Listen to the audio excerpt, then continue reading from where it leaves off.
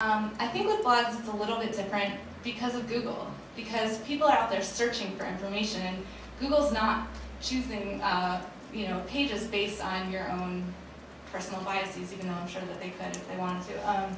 But people are searching for information, and so it's important that it's out there. And I think people do stumble on information that's not necessarily from their own party line. And I think also, obviously when you're talking about intelligent design, climate change, these heated ideological topics, it's one thing, but there are things like the Deepak Chopra and quantum physics, or like vaccines and autism, where people just really want information. It doesn't necessarily link to some deep ideological view that they have. And so I think those are places where it's really important to call out just bad information. So just quickly, hyperlinking, trackbacking, networking, these are other reasons that it makes it really useful to call people out. If you write about someone else's blog, they're going to see it. People who see their blog will see your blog, etc. And bloggers are well protected by the First Amendment. So I just wanted to tell a quick story. It's a personal story. This is an article I wrote about a year ago, an op-ed in New Scientist called "How to Spot a Hidden Religious Agenda," and it was just about sort of red flag phrases that you would find in sort of pseudoscientific books and things. And as soon as we published this, we were threatened with a defamation suit. And as is sort of typical protocol for British libel law, New Scientist had to take the article down off of our site while the lawyers were dealing with us. So as soon as this happened, some blogger at the Examiner picked up on this story and reposted my original story on the Examiner. And suddenly it was all over the blogosphere, and everyone was reposting it.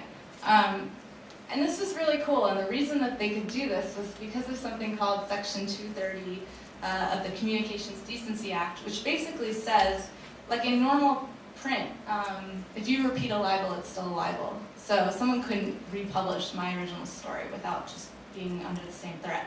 On the blogosphere, that's not true. So you're actually treated as almost like a third-party provider of information. If it's not your own information, you're not held responsible for it legally.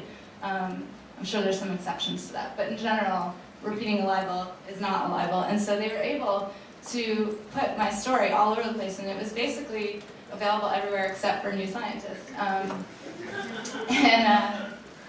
And that taught me a really important lesson, which is that information really can't be suppressed in the blogosphere. And I think as far as democracy is concerned, that's a very powerful thing.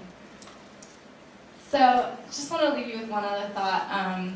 As many of you probably know, the Cambridge Science Festival is going on right now, and they're handing out these little buttons that look like this. And it just got me thinking that maybe one of the things that we should be doing is not only telling people what the scientific facts are and what the answers are, but just really encouraging people to be curious and giving people a good sense of scientific method and how we come to answers. Because when you just say, this is the truth, it becomes very easy for the other side to come back and say, no, this is the truth, and you get in the screaming war, and no one really gets anywhere. But if you really say, this is the truth because, we follow scientific method, here's how it works, it becomes much harder for the other side to battle with that because they're not using scientific method. That's why what they're doing is pseudoscience. And I think that's just a powerful tool, and it encourages people to think skeptically.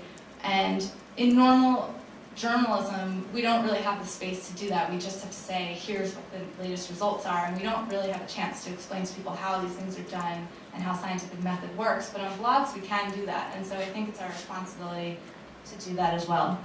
So just to sum up, I think science bloggers' responsibilities are to make concerted, determined, and sustained efforts to get good information to the public, and to call bullshit on bad information, and to promote curiosity and an understanding of scientific method. And if you disagree, please go block that.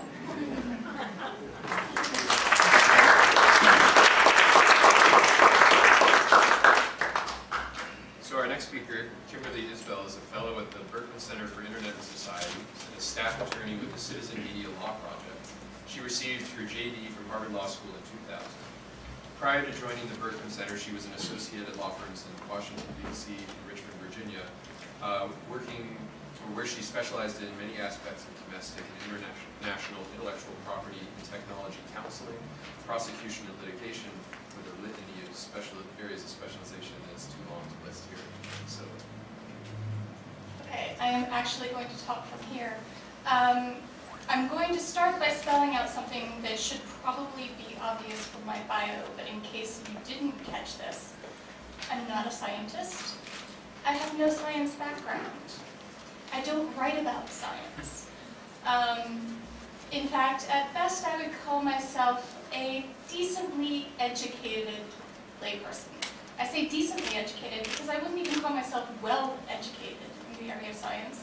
I don't read science blogs. Most of my information on science comes from the popular press and the internet, Google, CNN, New York Times, the usual suspects. So why on earth am I sitting up here? As you heard, I work at the Berkman Center for Internet and Society. I've been there about a year. I work with the Citizen Media Law Project. And what our project does is we research the emergence of what we started calling citizen media, although I think we have since come to the conclusion that that term makes no sense. But basically what we're interested in is the rise of the blogosphere, the rise of non-traditional journalism on the web. And so that's sort of how I come here, and thus informs where I'm coming from and what I'm speaking about. As you can tell from that description, I'm pro-internet, I'm pro-blogs, yay blogs. I think it's a great development.